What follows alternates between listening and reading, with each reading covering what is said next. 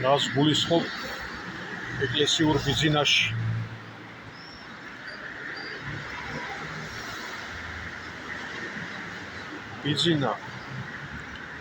ბიძინას სული, ასე ვთქვათ, ეს არის სიბილწე დემონიზირებული, სიცრუე, სიხარბე, ძალაუფლება და მამონის თაყვანისმცემლობა. ამავე დროს მჩხიბავია ეს ბიძინა ივანიშვილი, მაგრამ პატარა ბიძინებს, ანუ მის მომხრეებს სიამოვნებთ ყურში ესეთი ფრაზები, ზედაპირული ლოზუნგები, რომ ბიძინა ეკლესიის მაშენებელია. ბიძინა არის სულიერების მგრეველი და ბიძინას სისტემაში ყველაფერი გარყვნილია. ეკლესიაც, პოლიციაც, ჯარიც, ვაჭრობაც, ხელოსნობაც, ყველაფერი გარყვნილია. რას ნიშნავს ეკლესიური ბიძინა?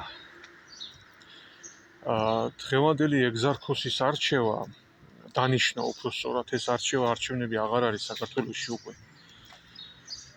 რა თქმა უნდა, ბიძინებს უხარიათ, ანუ ბიძინები ვინ არიან? ესენი არიან ადამიანები, რომელთათვისაც ბიძინა როგორც გადამრჩენელი, ანუ კერპი, რაღაც ღვთაება. ძველ დროს იყო, ხო, გაქვთ დოკუმენტურ ფილმებში ან ისტორიულ ფილმებში ნანახი, რომ საშინელი ქანდაკებების ასე ვთქვათ, მახინჯი ქანდაკებები ყავდათ ღვთაებებად. იმიტომ რომ თვითონაც ამ სიბილწის მატარებლები იყვნენ, როგორი ღვთაებებიც ჰქონდათ, ისეთი მატარებლები იყვნენ ისინი.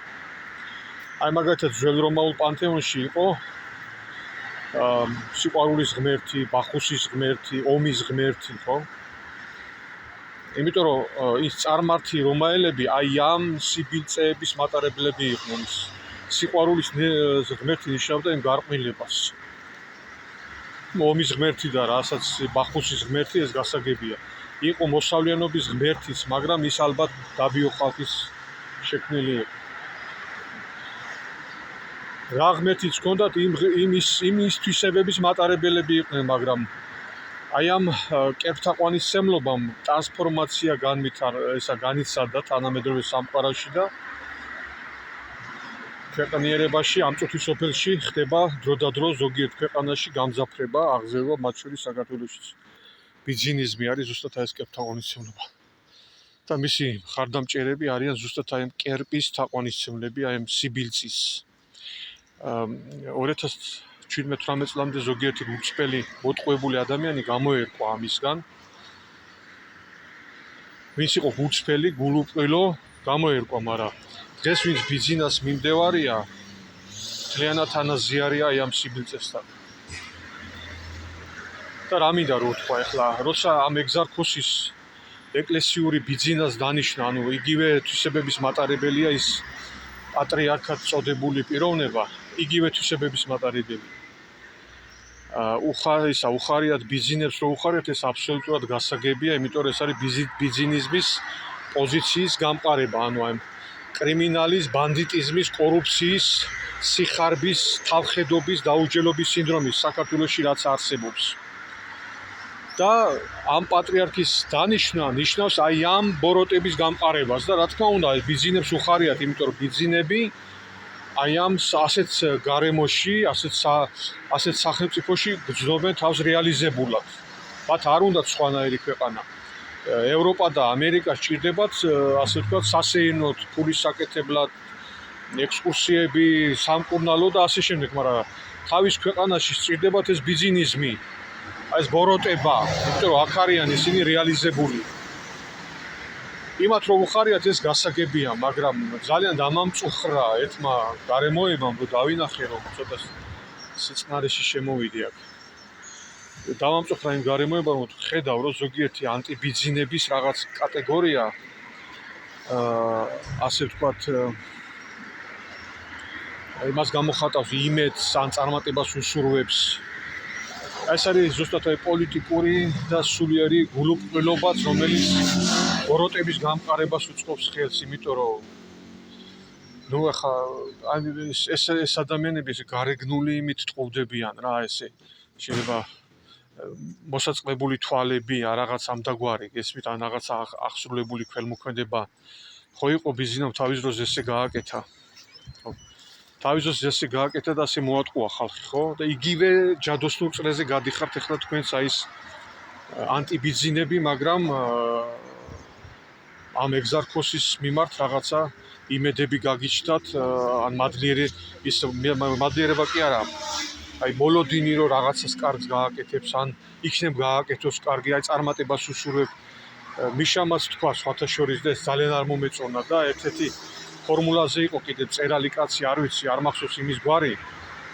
რაღაც იმედი გამოთქვა და წარმატება უსურვა. აი ამ ტიპ ბიზნესს მოგმართავთ. ბიზნესს უსურვებ დიდ წარმატებას და კიდე იმედი გაქვთ, რომ ბიზნესა რაღაცას კარგს გააკეთებს. იგივე არის ეს ეგზარქოსი პატრიარქი.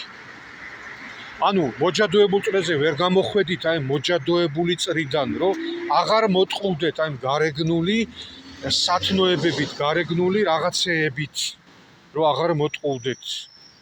ესე ვერ გამოდიხართ ამ მოჯადოებული წრიდან რა. თავიდან შიო მუჯირი, რა თქმა უნდა, როგორც სულიერი ერის, მამის იმიჯის შესაქმნელად შესაძლოა იმ დიუშენის სინდრომით დაავადებული ბავშვების სასარგებლოდ რაღაც განცხადება გააკეთოს მხოლოდ. განცხადება მხოლოდ, მაგრამ ბიუჯეტს არ მოაკლეს, ფულს და არ ჩაურიცხა. განცხადება მხოლოდ. ასევე გააკეთოს განცხადება სამომავლოდ, აი დაუკვირდით, შესაძლებელია ეს მოხდეს, რომ იმ ადამიანებს, რომლებიც 500-ზე მეტი დღეა გამოდიან და აპროტესტებენ აი ჭაობს, რაც საქართველოშია და აკაცუკებს ეძახიან დამამცირებლად, აი იმათი მისამართით თქვას ასეთ სიტყვები, რომ ისინიც ჩვენი შვილები არიან ადამიანების გულების მოსაგებად და დასაბნევად. და აი ამ გულუყრილო მიამიტი ანტიბიზნების გულის მოსაგებად და ისევ მოსატყუებლად. რაც გააკეთა ბიზნესამ ხო ნახეთ თავის დროზე. იგივე ფორმულირება არის აქაც. რომ გარეგნულად წარმოჩენა როგორც აი სულიერი მამის, მაგრამ ის მხარს დაუჭერს რეალურად ბიზნესის, ანუ ბანდიტიზმის, კორუფციის, გარყვნილების, სულიერი სიბილწის განმტკიცებას ამას დაუჭერს რეალურად მხარს. დაუჯელობის სინდრომის კორუფცია ვთქვი, ხო, სითავხედე, რომ რატო ხდება ეს ახალგაზრდებში განსაკუთრებით ეს დანაშაული და დაუსჯელობის სინდრომია საქართველოში. ესე იგი, შვილმკვდარ დედებს და მამებს უწევთ მიტინგების მოწყობა, რომ კვლელი დაისაჯოს, ხო? მე დავდიოდი ხოლმე ზაზა სარალიძის 2018-ში მიტინგებზე. შვილი რომ მოუკლეს დათუნა სარალიძე და ამ ხელა მიტინგები დაჭირდა, ხო? მე მეშინია ჩემი შვილებისთვის აქ ცხოვრება მეშინია. ხო და ის ანტიბიზნესს მოგმართავთ, ვისაც რაღაც იმედები გაგიჩნდათ და წარმატებებს უსურვებთ. გონს მოდით. როდემდე უნდა იყოთ ამ მოჯადოებულ წრეზე.